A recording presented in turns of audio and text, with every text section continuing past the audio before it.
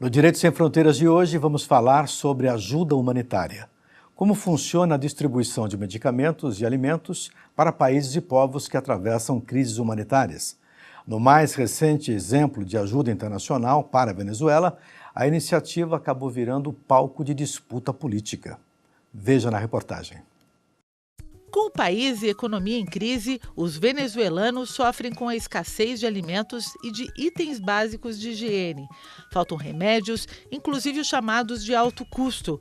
A ajuda humanitária oferecida à Venezuela está no centro do impasse político envolvendo o regime de Nicolás Maduro, que venceu as eleições de 2018 consideradas ilegítimas, e a oposição, liderada por Juan Guaidó, reconhecido como presidente interino por mais de 50 países. O governo Maduro negou permissão e entrada de centenas de toneladas de suprimentos enviados como ajuda humanitária. O presidente venezuelano garantiu que não há crise humana no país e que as ofertas de ajuda internacional são parte de uma estratégia para derrubar o governo. Maduro mandou fechar a fronteira com vizinhos, inclusive o Brasil, para impedir a passagem de doações. Por outro lado, recebeu ajuda da Rússia, que apoia o regime chavista. É uma situação bastante delicada. Para debater o assunto, nós convidamos Tarcísio Dalmaso, professor de Direito Internacional, e Alessia Barroso, advogada especialista em direitos humanos. Muito obrigado pela presença de vocês aqui no nosso programa. Como é que funciona, doutor, essa questão para a entrada de ajuda humanitária em um país que precisa? Qual é o protocolo para isso? Então, existem vários mecanismos para construir a ajuda humanitária. Alguns são multilaterais e alguns bilaterais.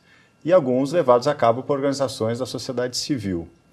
Evidentemente, um pressuposto básico da ajuda humanitária é que o país aceite essa ajuda. Isso é importante, ele não é obrigado a aceitar. Ele não é obrigado a aceitar. Pois não. E, evidentemente, quando essa ajuda humanitária é construída por organismos multilaterais, há um consenso maior e há evidente, por parte daquele Estado, uma aceitação quase que tácita, né? Porque faz parte daquele sistema. Bem diferente é quando um país toma a liberdade de querer, digamos, fazer uma ajuda humanitária, e isso beira o que nós chamamos de intervenção humanitária.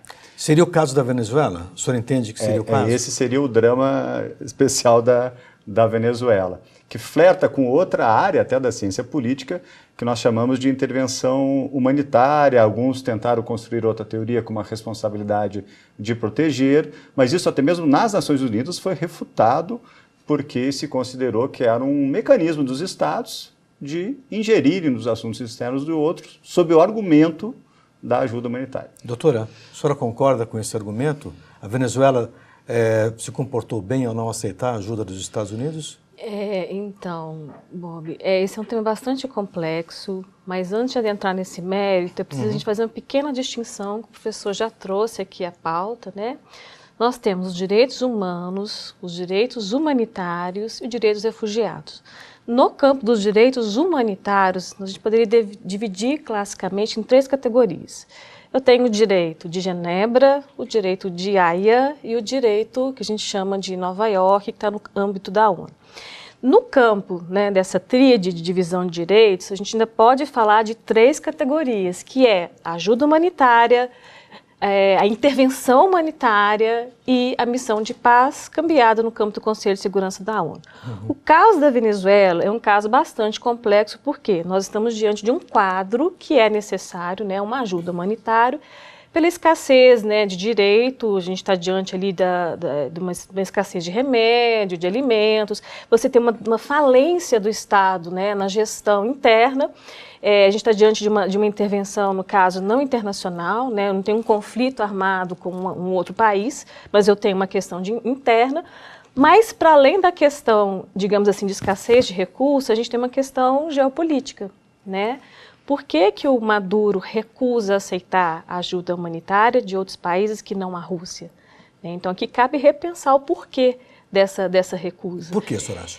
Então, não sou professor de Direito Internacional, talvez o professor Tarcísio Dalmaso possa dar um cenário maior, mas penso que a questão aqui vem de toda a estrutura de um governo poderia falar autoritário ou ditatorial, qual melhor a expressão que se utiliza, e que tem uma série de flertes, né, pelo próprio governo chavista, com a Rússia, enfim. E não aceita a ajuda vindo dos Estados Unidos e tampouco do governo brasileiro por questões de opções políticas. Ideológicas. Né? Poderíamos dizer ideológicas, acho que seria essa a maior razão. O senhor entende que realmente aquele movimento todo para o transporte, a passagem daqueles caminhões pela fronteira da Colômbia para a Venezuela e também do Brasil para a Venezuela, ali havia um cenário próprio para uma intervenção e não para uma ajuda? O senhor vê dessa forma? Foi um ato mais político do que humanitário, me parece. Porque, como eu disse, existem mecanismos, a FAO, por exemplo, em auxílio à fome, havia também a possibilidade do auxílio ser feito aos imigrantes que já se evadiram do país. No próprio solo colombiano existe mais de 1 milhão, né? Aqui no Brasil existem outros tantos abrigos que necessitam de um auxílio humanitário mais intenso. Então, havia outras formas de você auxiliar, do ponto de vista humanitário, nos seus próprios territórios, digamos. O ato de querer levar o auxílio para além da fronteira terrestre incide em um grau de intervenção mesmo, né? Isso não significa dizer que o governador está certo em recusar o auxílio humanitário, que ele já o fazia há muito tempo. Não é de agora, não é dessa crise que ele estava recusando, né? Existe, claro, como foi falado, uma formação geopolítica, e talvez isso se explique até a recusa, né? Em que, até em torno da riqueza do petróleo, de opções políticas, o Maduro culminou em se aliar à Rússia, à China e outros países como a Turquia, se distanciando, evidentemente, dos seus países vizinhos, do Mercosul, enfim, e dos Estados Unidos, né? Qual foi a posição da ONU em relação a essa ajuda? Me parece que os Estados Unidos queriam que a ONU, pelo Conselho de Segurança, autorizasse uma intervenção lá. Então, como nós falamos anteriormente, a gente tem intervenção humanitária, porque quando a gente pensa em ajuda humanitária, não é só prover, né, a população daquele estado atingido por um conflito armado, por uma guerra civil, de insumos, né, de alimento ou de remédio, não é só isso. Ela pode vir acompanhada, em certos casos também, de, por exemplo, uma intervenção militar, como foi o caso da missão de paz no Haiti. Então, como é que é o funcionamento? A gente tem o Conselho de Segurança da ONU, e o Conselho de Segurança da ONU pode deliberar e emitir uma resolução autorizando, né, o que a gente chamaria de missão de paz.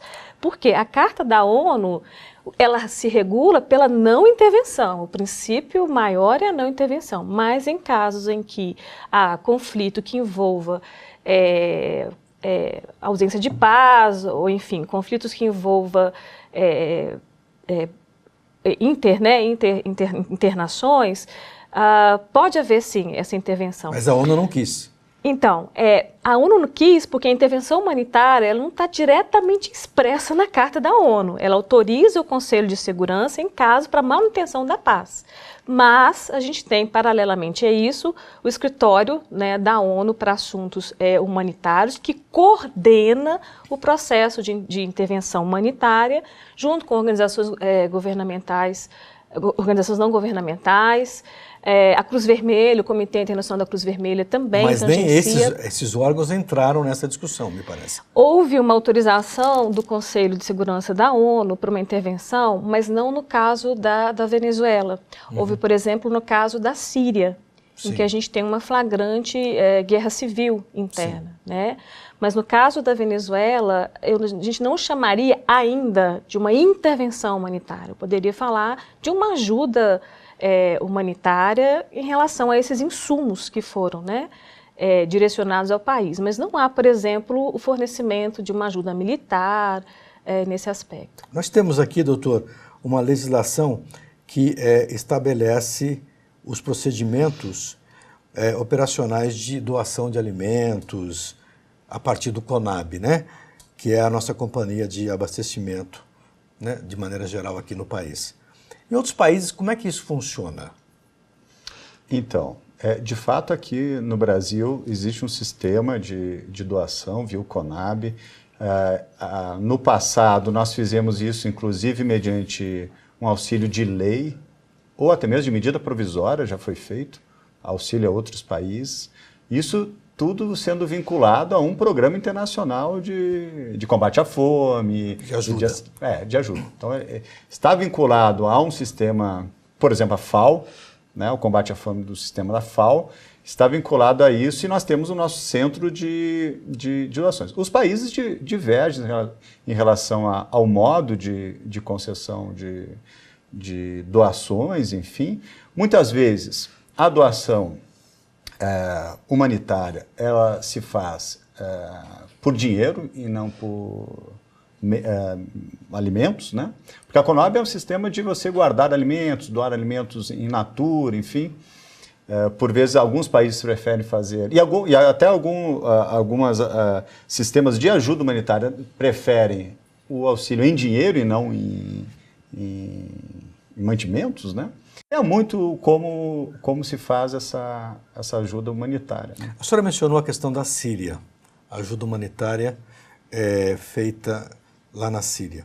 Os países que estão em guerra, qual é o grau de desconfiança que esses países podem ter quando alguém fala, olha, fica tranquilo, eu vou mandar um pessoal aí para te ajudar, né? Essa sua fala foi justamente a fala do Maduro, né? Porque a fala dele foi nesse sentido. Por que eu vou aceitar uma doação vinda dos Estados Unidos se pode entrar aqui de forma coercitiva um material que não é um material de apoio, é uma espécie de cavalo de Troia? Essa foi a fala do Maduro. Eu não acredito que seja assim, né? Essa é uma posição muito unilateral dele, na atual gestão dele, mas a ajuda humanitária, ela passa por toda uma cadeia de procedimento. Deixa eu fazer um quadro aqui, só para provocar um pouco. A situação da Síria, uma ajuda humanitária vinda, por exemplo, dos Estados Unidos pela ONU, os Estados Unidos apoiam o regime do Assad, está certo? Então, para eles seria uma ajuda humanitária tranquila. Estou errado ou não?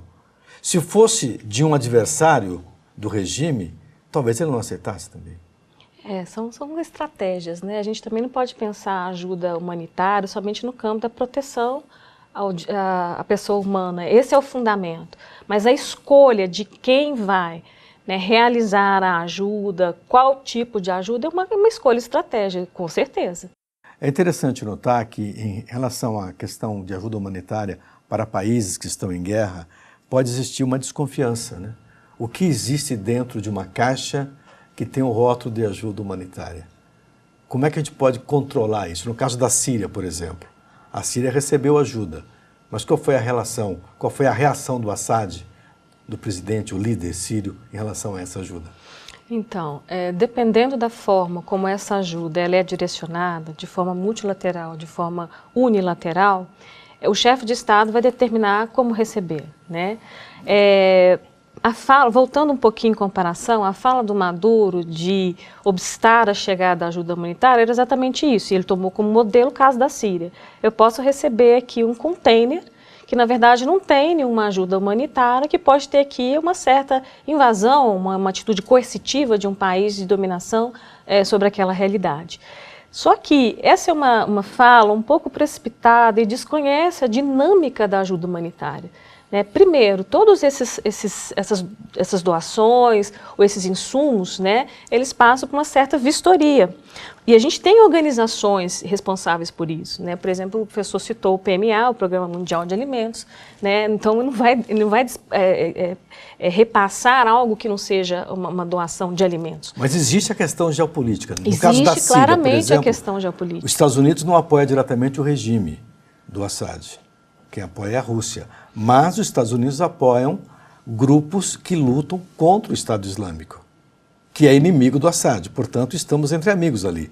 Quer dizer, nesse momento chega um caminhão de ajuda humanitária, digamos, enviado pelos americanos, deve ser recebido como sendo um presente, né? Não como um cavalo de Troia. Um cavalo de Troia. Perfeito. A gente volta daqui a pouquinho com mais discussão sobre ajuda humanitária.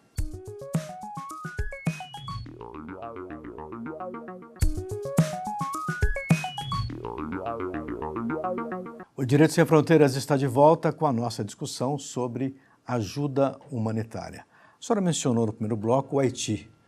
O Brasil estava no Haiti, em missão de paz, capacetes azuis da ONU, e aí aconteceu um terremoto, milhares de mortos. E nesse caso, a ajuda humanitária foi feita, a operação foi feita por militares que já estavam lá.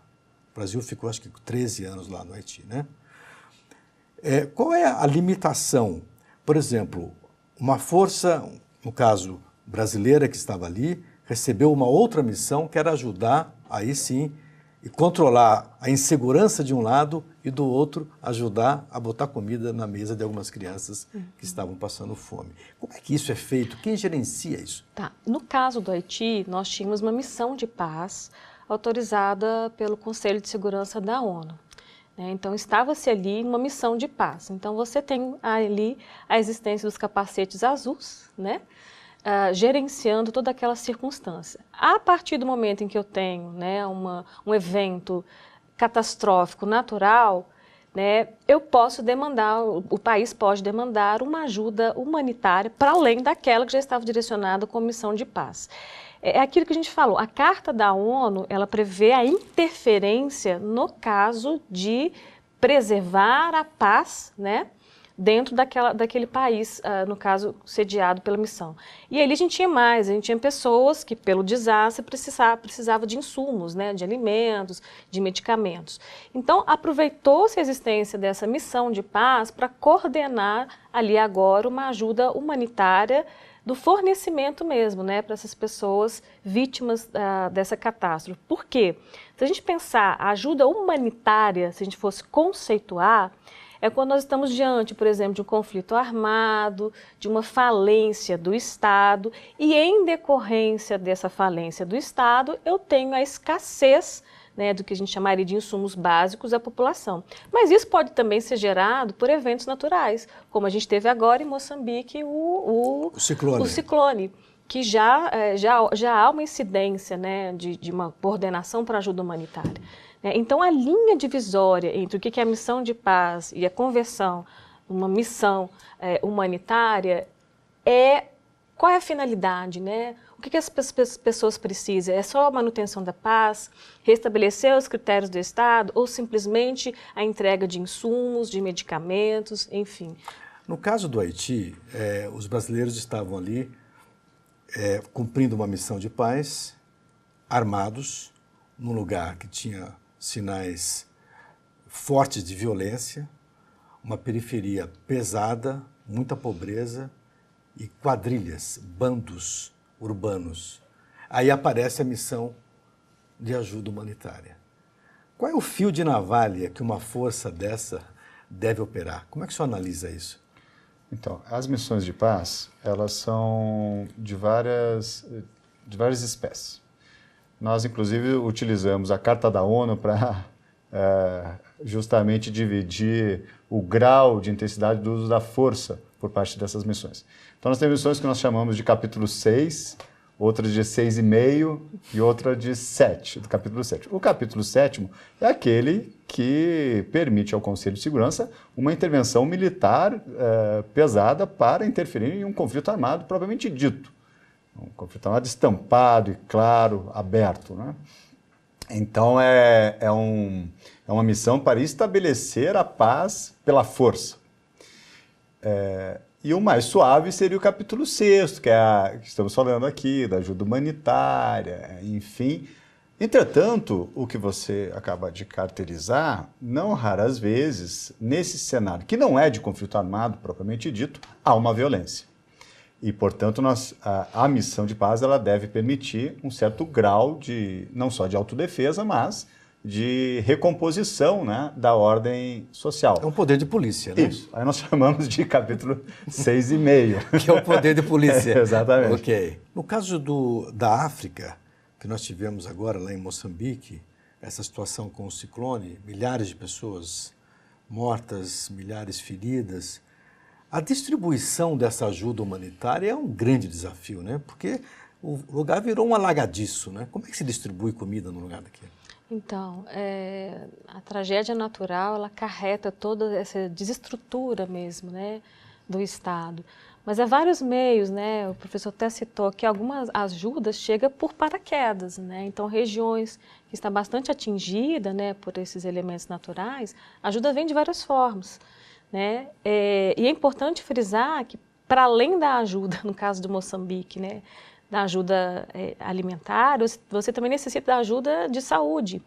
E aí a ONG, se posso citar uma, como por exemplo Médicos Sem Fronteiras, né, tem trabalhado intensamente nessas situações, né? Então aqui, para além do critério que a gente tem de ajuda dos estados, nós temos também a participação direta de organizações não governamentais, né, que trabalham no campo do direito humanitário. Como que uma entidade como Médicos Sem Fronteiras ou mesmo a Cruz Vermelha, como que esses órgãos podem entrar nessas áreas de conflito? Como é que funciona a papelada? Claro, eu inclusive já fui consultor jurídico do Comitê Internacional da Cruz Vermelha, alguns anos atrás. O Comitê Internacional da Cruz Vermelha, ele opera essencialmente em conflitos armados. Evidentemente, existem as sociedades da Cruz Vermelha, sociedades nacionais da Cruz Vermelha, e em alguns países elas possuem outro título, por conta religiosa, né? Do Crescente Vermelho, por exemplo, ou do Cristal Vermelho, né? Não colocam o nome de Cruz Vermelho, porque cruz poderia, e na verdade não é, mas poderia indicar algum símbolo religioso. Na verdade é a inversão da bandeira da Suíça, né? Que é branca, não tem a ver com a questão religiosa, mas enfim.